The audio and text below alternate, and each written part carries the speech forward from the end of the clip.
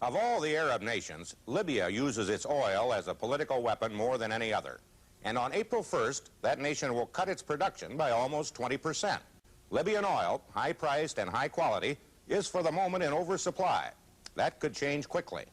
What won't change quickly is the fact that Gaddafi's Libyan oil fields are the world's 9th largest producer and account for about 8% of America's imported oil. So Libya's Gaddafi is a man to be reckoned with.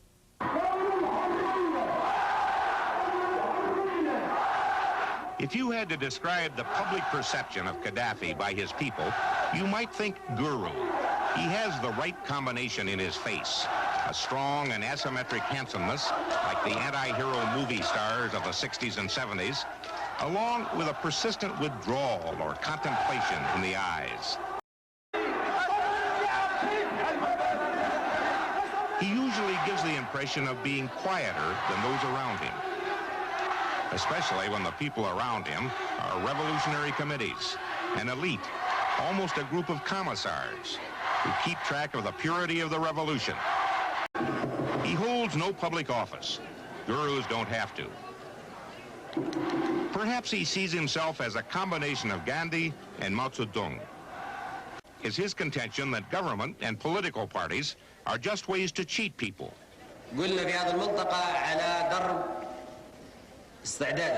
Government, he says, will wither away, and committees of the people will decide on what is best for them. His role? He is a teacher. Like Mao Zedong, he has compiled his thinking into a green book.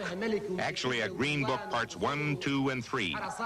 It is the third universal theory, a blending of the Koran and Gaddafi's own brooding thoughts. The result is something the Libyans call the Jamahiriya, the state of the masses. So far, the Jamahiriya is mostly an extension of Gaddafi's will, an attempt to reshape the Libyan consciousness in the form of his vision.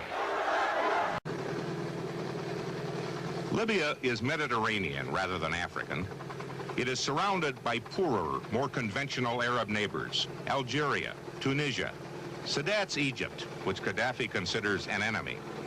It is 99% sand, not arable in its natural state, except the strip along the sea. For its 2.5 million people, it is huge. You could fit 3 states of Texas inside its borders.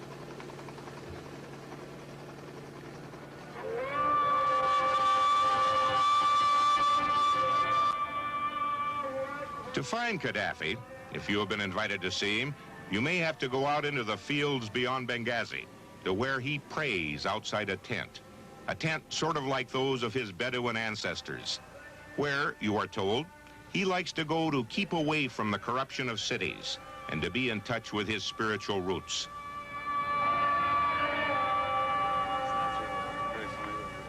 In the tent, you hear in his gentle voice the most vicious position on Israel, for instance, of any Arab leader. Any Jew who came to Palestine since 1948, he says, must go away. This is only the way for peace, and without this, the war is a compulsory solution in this area. There's no compromise on this? I don't think so. I believe that Libya issued a statement disapproving in general of the taking of hostages in an embassy, but you support the Iranians otherwise. If you were President Carter, what would you do about the hostage situation? I consider the behavior of President Carter is good because he controlled himself. But I am against the concentrating the American fleets and armies around Iran. We consider it as if America declared the war against Iran silently. And from this side, I see the situation is serious. But you must be sure if any aggression takes place in future against Iran, we will be a part of this war. other aspects of their prosperity. Libya, say the pamphlets of the Department of Information, is booming, and it is. The oil money is fueling heavy activity in commerce, in housing, in industrialization. A better life for people who just 25 years ago were listed as the poorest in the world. A disproportionate share may be going for arms, but the ordinary citizen is seeing a lot of it too. There is practically no unemployment in Libya, and while imported goods are expensive, Libyan wages are 5 to 10 times as high for similar jobs as in Malta or Egypt, which explains why Libya has no difficulty in importing 1 million foreign workers, Maltese, Egyptian, Palestinian. This is a new idea of Gaddafi's, modern supermarkets. He hopes they will replace the ancient tangled bazaars. To help, these government-owned and subsidized stores are, on an average, 40% cheaper than the bazaar shops in old Tripoli.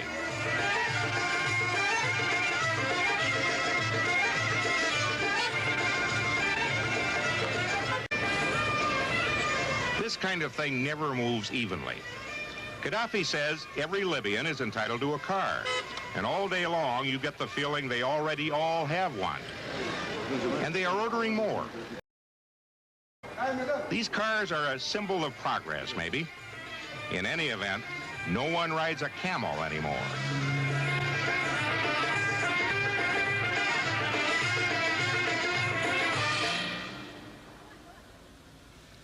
Another radical plank in Gaddafi's philosophy is that every Libyan is entitled to a house, but no Libyan is entitled to more than one.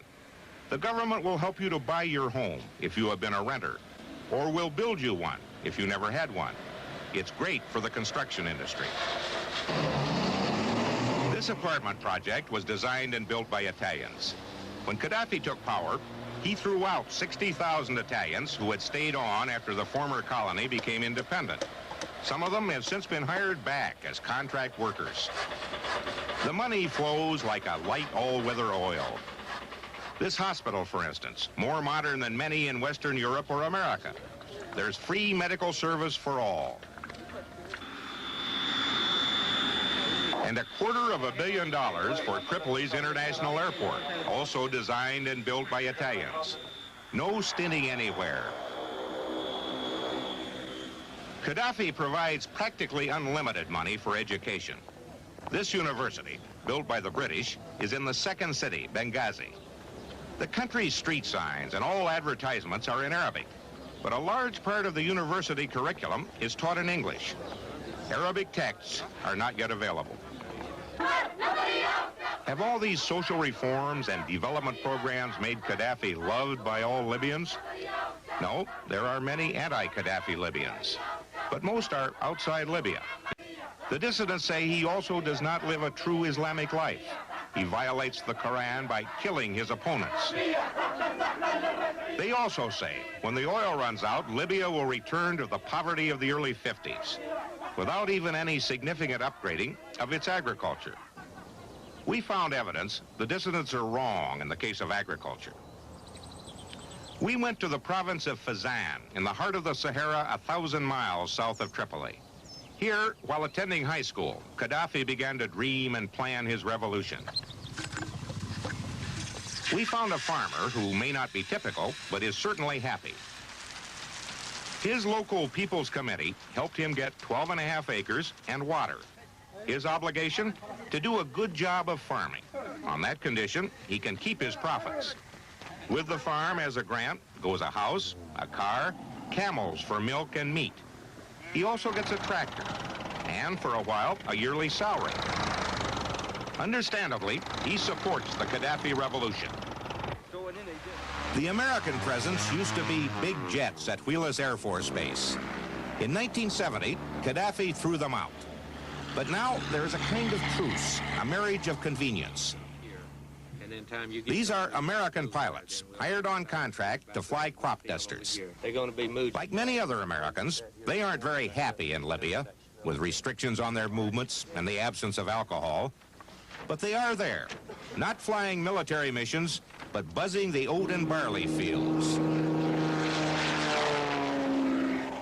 And the oil business, the source of Gaddafi's wealth and his arms and his influence, has still a definite American complexion at management levels and foreign workers at all levels.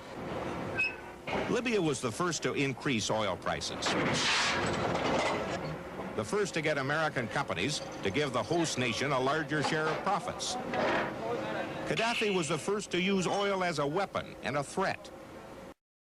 This is the American embassy in Tripoli, burned out in the wave of violence that hit the Muslim world after the Iranians seized the embassy and hostages in Tehran. Gaddafi did little to prevent the troubles in Tripoli. This symbolizes his ambivalence toward the United States. He resents the embargo that keeps him from getting American military-related equipment. Gaddafi says we have put Libya on a blacklist, and he constantly threatens to turn off the oil.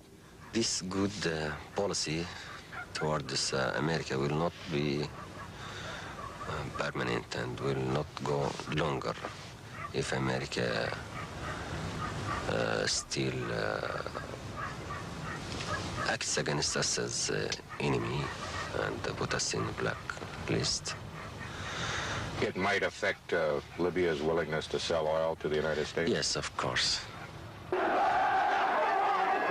Like a prince out of the Arabian Nights, Gaddafi rides off, leaving behind the question, at what point can the United States afford to antagonize any man who sits on top of that much oil?